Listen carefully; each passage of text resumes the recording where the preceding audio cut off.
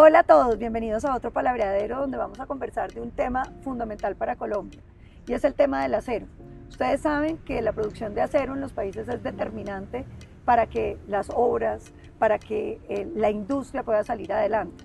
De hecho, uno de los milagros que todo el mundo admira en Colombia, que es Corea del Sur, tiene una de las siderúrgicas más grandes del mundo.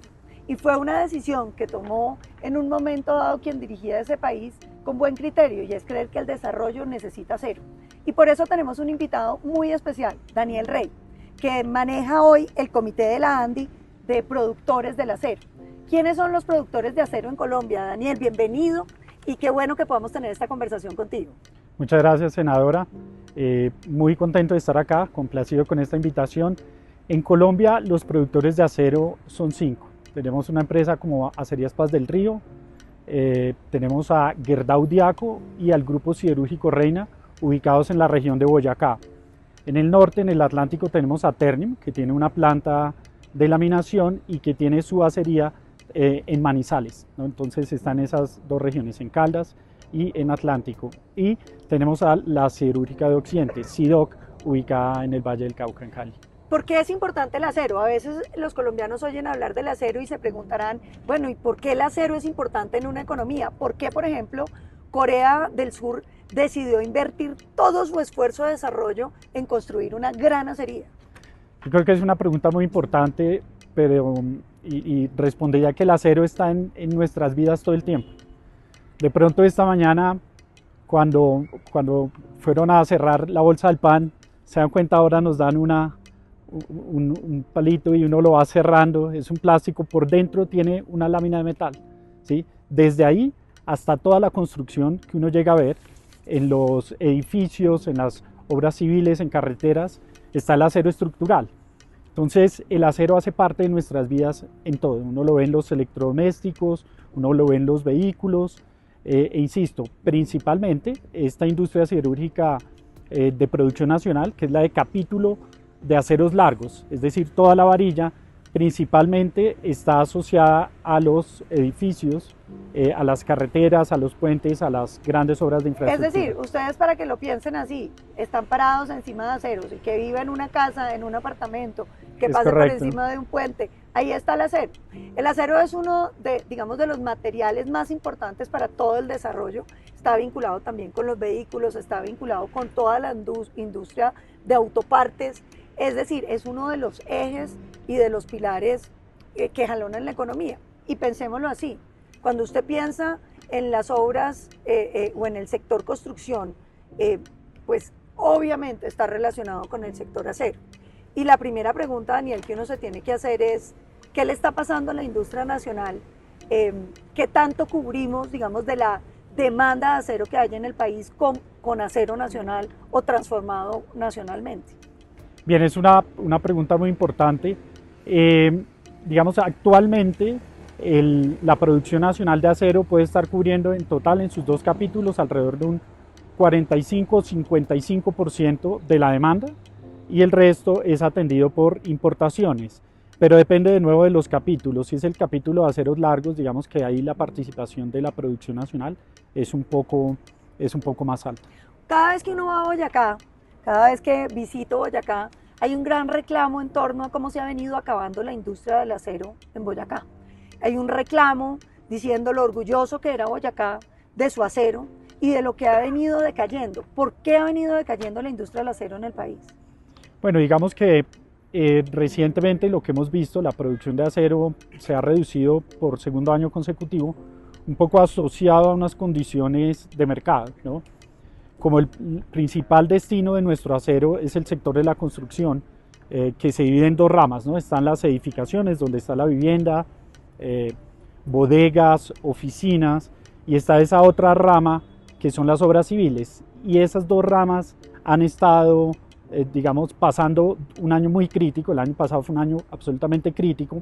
Entonces eso ha impactado, por supuesto, a la industria siderúrgica y a todos, digamos, los eslabones que esta industria arrastra. Entonces, de ahí, digamos, el sentir de ese impacto que se ve no solamente en Boyacá, sino en otras regiones, de que hay una necesidad de buscar cómo encontrar salidas para reactivar el sector el sector constructor y por esa vía la demanda de acero. Y yo quiero contarles por qué es que está en crisis el sector constructor, que a veces no queda muy claro en Colombia. Imagínense que Colombia tenía un programa que era jalonador de todo el sector construcción, Mi Casa Ya. Seguramente muchos de ustedes lo conocen porque era el programa mediante el cual el Estado le daba a usted un subsidio y al mismo tiempo le daba un subsidio en la tasa de interés. Es decir, usted recibía una plata para la cuota inicial y recibía también una plata que le permitía lograr que la tasa de interés fuera muchísimo más baja. ¿Qué pasó? El gobierno decidió modificar Mi Casa Ya. ¿Por qué? Porque quería focalizarlo de una mejor manera. ¿Cuál fue el resultado? Una caída drástica de la construcción en el país. Hemos caído 45% en el sector construcción. Una cantidad de ciudadanos que han perdido lo que pagaron en cuota inicial porque después no les salió el subsidio y se quedaron colgados de la brocha y perdieron sus ahorros. Y eso ha ido ocasionando una crisis que ha ido jalonando todo el sector construcción. ¿Y qué le está pasando a las grandes obras de infraestructura del país? Cuando el presidente Petro dijo que no iba a respetar las vigencias futuras, lo que dijo es que los grandes proyectos de infraestructura que se habían planeado en el país, que ya tenían reservada la plata con la que se iba a pagar hacia adelante, se caían todas, que de la voluntad de él, enteramente el emperador, íbamos a decidir qué se iba a hacer. ¿Cuál es la gravedad de esto? Pues que cuando se cae la construcción de vivienda, cuando se cae toda la construcción de las casas, pero además se nos cae la construcción de las obras públicas, pues el país siente de inmediato un golpe, no solamente en la industria del acero, sino por supuesto en el empleo de los colombianos. Hay que recordar que el empleo colombiano, el mayor creador de empleo en el país, es precisamente el sector construcción en ambos aspectos. Por eso le queríamos preguntar a Daniel, ¿qué se puede hacer para rescatar el sector en Colombia? Bueno, yo creo que lo primero, y ya está en marcha, lo estamos viendo, es una reducción paulatina de las tasas de interés. El Banco de la República ya lo hizo. Las expectativas es que hayan reducciones en las 7 próximas reuniones decisorias de política monetaria del Banco de la República. Eso va a brindar, senadora, una tranquilidad y un respiro para muchos hogares que van a ver cómo la cuota se les pueda acercar, digamos, a los recursos con los que cuentan. Ese es un primer punto. En un segundo nivel, el programa Mi Casa Ya, con los cambios que ha tenido, digamos, esos cambios ya fueron asimilados por los agentes, entonces esperamos que ya empiece a haber, digamos, una mayor facilidad en el proceso de asignación de esos subsidios, que empiecen a llegar, y en general, digamos, la recuperación que se espera, ¿no? Tuvimos un dato de PIB del año pasado de un crecimiento de 0.6%, que sorprendió a todos los analistas, digamos que estuvo muy por debajo de las expectativas, pero para 2024 no hay un solo analista que espere que nos vaya peor, ¿no? Esperamos que eso se cumpla. Ojalá. Las expectativas están alrededor del 1.1, 1.2, sería al menos el doble de la velocidad a la que se movió la economía en el año anterior. Entonces, esos son, digamos, las expectativas. Esta industria, la industria siderúrgica, está convencida de que es a punta de trabajo, que es a punta de esfuerzo, que podemos sacar el país adelante, ¿no? Es seguir empujando, seguir trabajando por fortalecer ese tejido empresarial que tenemos y poner en marcha nuestras empresas que son generadoras de empleo y de bienestar. Daniel, uno de los temas que más preocupa es lo que está pasando con las importaciones ilegales de acero. ¿Por qué no nos cuenta un poco cuál es el escenario que está enfrentando la industria nacional? Bueno, pues es un desafío muy grande el que estamos enfrentando en este momento. Se trata de la competencia desleal, y esa competencia desleal se presenta cuando un jugador, otro país, ingresa acero a Colombia a precios por debajo de su costo de producción. Sí, esas prácticas de comercio desleal lamentablemente han venido creciendo. Y lo que ocurre aquí, senadora, hay que entender el mercado, primero el mercado mundial del acero. ¿Sí? El acero es un commodity, su precio se transa en los mercados internacionales y en ese mercado internacional China juega un papel dominante. Pero espérense, le vamos a explicar al ciudadano que está viendo y que de pronto dice no entendí. Mire, vamos a ponerlo en términos muy claros, que este era un fenómeno que vivió Colombia, por ejemplo, con la confección. Usted hace una camisa en Colombia, tiene que pagar la seguridad social de sus trabajadores, tiene que tenerlos afiliados al régimen total, tiene que pagar unas condiciones. Y luego llegaba a China con un trabajo que era prácticamente esclavo sin condiciones, pero además subfacturan el precio de la prenda. Entonces una camisa que valía $1 dicen que costó 50 centavos y entonces pagan los impuestos sobre esos 50 centavos y entra la camisa por debajo, o sea, pagando mucho menos de los impuestos y con un reconocimiento y un desbalance de lo que puede estar pasando. Entonces, cuando usted va a comprar la prenda nacional frente a la prenda china, pues se encuentra con que la prenda nacional es más cara, porque ha tenido un recorrido laboral distinto y sobre todo porque esta viene haciéndole trampa a lo que está pasando. ¿Cuál es la trampa que hacen para importar el acero? Bueno, senadora, yo creo que lo ha explicado usted muy bien y de una forma muy clara lo que ocurre, y es buena parte del acero, por ejemplo, proveniente de China, es producido por empresas con unos fuertes subsidios. Entonces logran hundir el precio y al hundir el precio, pues como tienen posición dominante, en Colombia la producción nacional no puede marcar precio, se tiene que acomodar a ese precio.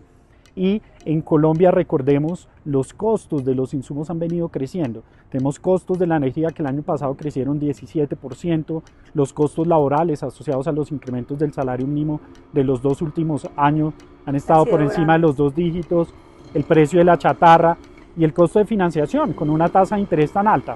Entonces lo que vemos es un precio que va a la baja y unos costos que suben. Luego los márgenes se han estrechado, senadora, y ponen en riesgo la sostenibilidad de esta industria que está generándole al país 50.000 puestos de trabajo entre directos e indirectos en estas 5 regiones que les estaba mencionando. 50.000 puestos de trabajo. Y ahí hay una pregunta, claro, cuando usted es el comprador del acero, pues si encuentra el acero chino más barato que el acero nacional, pues prefiere el acero chino. Entonces a los colombianos les toca bajar el precio, pero en muchas ocasiones eso significa que están casi que perdiendo plata y que las empresas empiezan a pasar una dificultad muy grande. Pero hay un tema que también preocupa y es lo que está pasando con el acero de Rusia. Sí, también hemos observado y se han registrado importaciones a unos precios que llamamos predatorios, ¿sí? Precios completamente distorsionados. ¿Qué es un precio distorsionado? Es un precio que no reconoce lo que ha ocurrido en el mundo con las materias primas, ¿no? En el caso, digamos, particular de estos países no TLC además, hemos encontrado, senadora, que han desplazado jugadores tradicionales con los cuales sí teníamos tratados de libre comercio.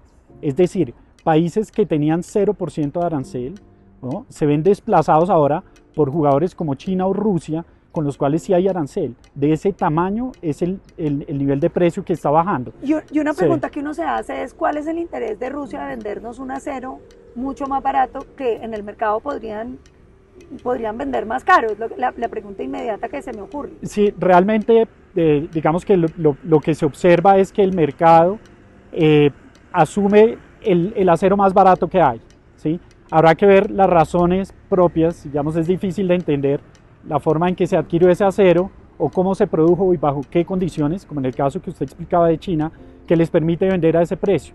Tuvimos, por ejemplo, entre diciembre y enero, reducciones de hasta $50 por tonelada. Eso ningún mercado lo resiste, no, ninguna empresa lo resiste, no es producto que usted vende una tonelada y de pronto cae $50 el precio de la tonelada, pues eso...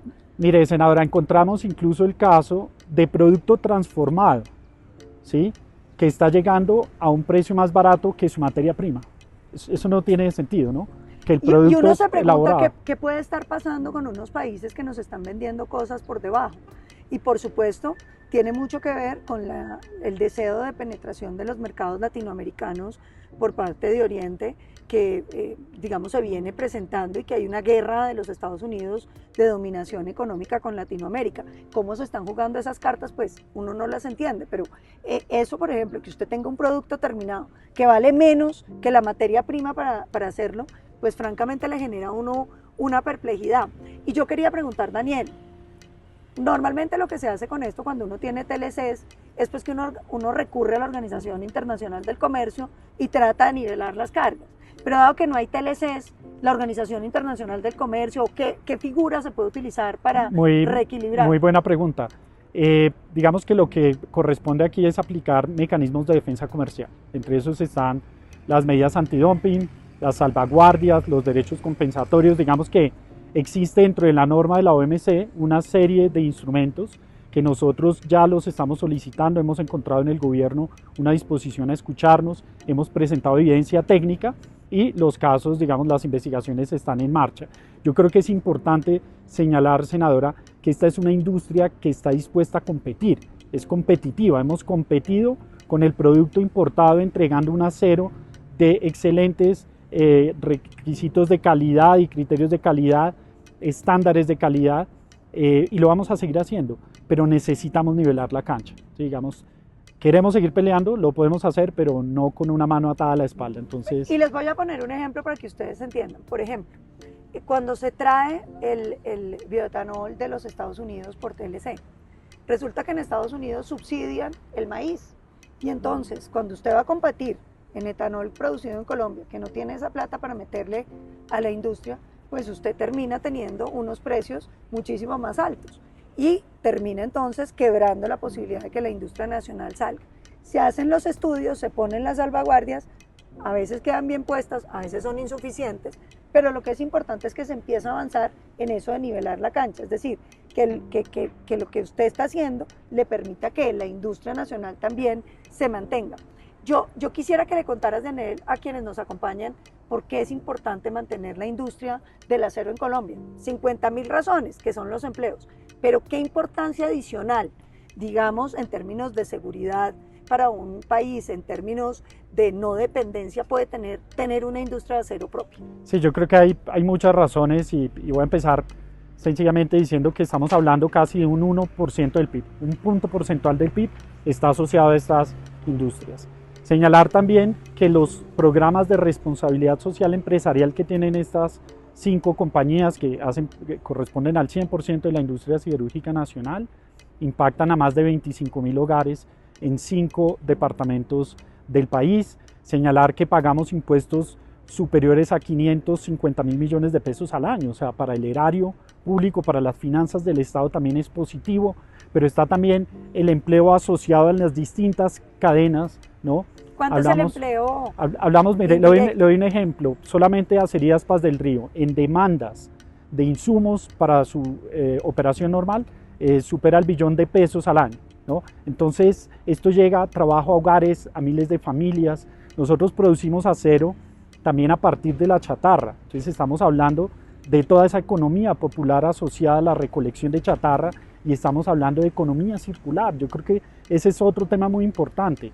Y es... La industria del acero es muy importante en la economía circular, porque uno les cuenta, primero, ¿qué es la economía circular? Economía circular es que usted no tenga desperdicios en una industria, es decir, que usted logre reutilizar y retransformar todo lo que va quedando.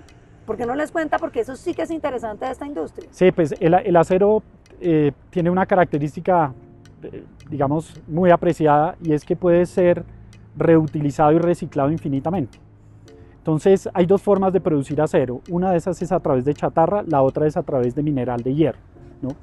A través de la chatarra lo que se hace es reducción, es decir, a través de una tecnología que se llama arco eléctrico, ¿no? Se funde la chatarra y se produce toda esta varilla. Entonces eso permite que haya una circularidad en el material, ¿no? Que no estemos, que reduzcamos nuestra huella de carbono en la producción de acero, ¿sí? Colombia tiene alrededor de un 80% de su producción de acero es a partir de la chatarra. Luego, la economía circular es un ejemplo de economía circular, ¿sí? El año pasado reciclamos 1.3 millones de toneladas de chatarra. En ese sentido, apoyamos a la economía circular y apoyamos a muchas de las familias que viven y consiguen su sustento a partir de la chatarra.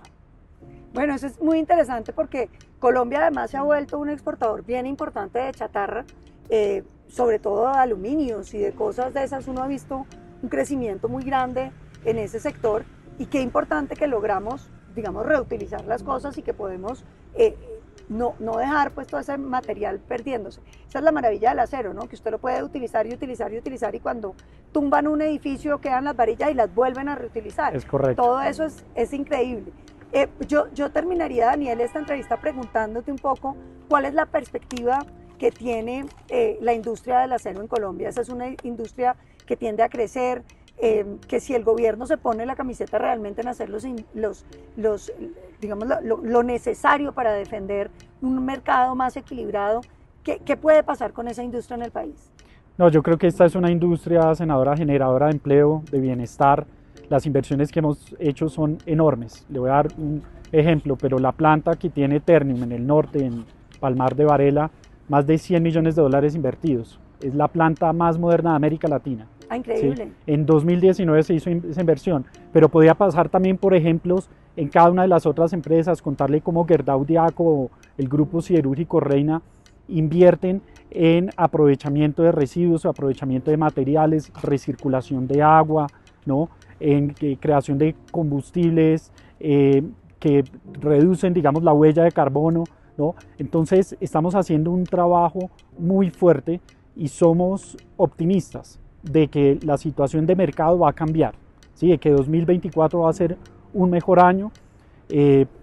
Como le comentaba, estamos tramitando unas solicitudes, somos optimistas de lo que se va a presentar ahí, estamos haciéndolo de forma absolutamente técnica, evidenciando todo esto. Entonces, con buena suerte, yo creo que vamos a tener un 2024 con mejores resultados en producción y por ende en generación de empleo y bienestar. Excelente, bueno, ese es el reporte que les queríamos hacer sobre lo que está pasando en la industria del acero, que como les digo es una de las industrias más importantes cuando uno piensa en las obras, en la vivienda, en los puentes, en la infraestructura del país. Un sector hoy golpeado, como decíamos, por decisiones del gobierno, por las altas tasas de interés, por la crisis del precio de los commodities que nos dejó la pandemia, pero sobre todo un sector que genera 50.000 empleos, que genera posibilidades de transformación productiva y de desarrollo. No se pierdan el próximo episodio del Palabreadero. Me encantó haber estado con Daniel, a quien le agradecemos que nos haya acompañado, y con todos ustedes que nos acompañaron. Muchas gracias.